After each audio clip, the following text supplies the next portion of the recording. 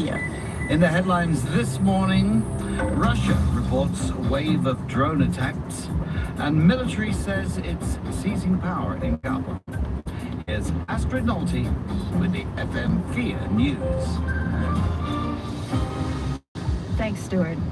Russia says it's come under a wave of drone attacks from Ukraine, with several regions targeted.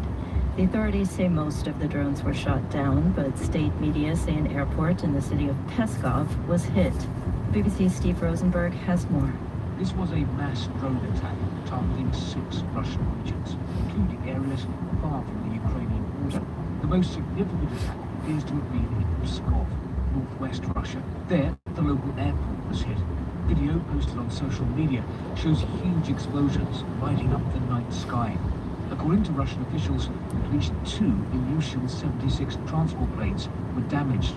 Drones also targeted the regions of Oryol, Bryansk, Ryazan, and Kaluga, Moscow region too, as well as Russian-occupied Crimea. Army officers have appeared on national television in Gabon to claim they've seized power. They say they're annulling the results of Saturday's election, in which President Ali Bongo was declared the winner.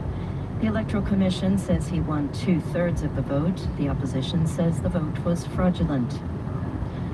The U.S. state of Florida is bracing for the arrival of Hurricane Idalia, which is now forecast to be a Category 4 storm.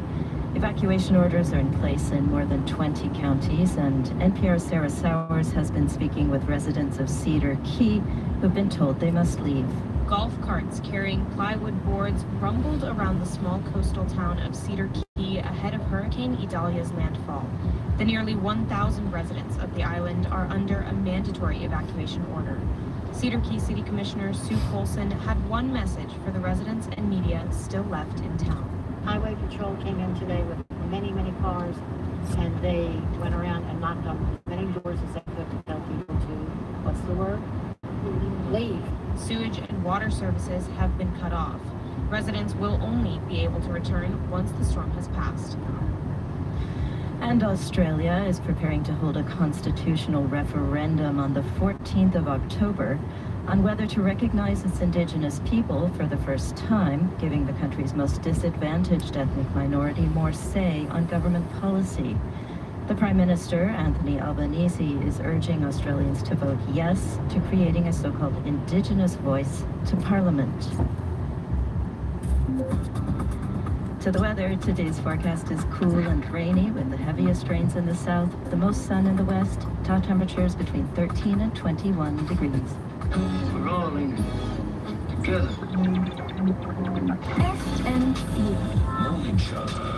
Your morning, your music. Yep, we're all in this thing together, so we better get used to it. But I like being in this thing together, don't you, Leila? Yeah, it's all right. Yeah, it's okay. It's okay. Past, as you would say in Austria. All right, it's 3 minutes past 8. I'm Stuart Freeman. Ich bin Lena Rappetzeder. And these are the Purple Disco Machine. Bring out the bed.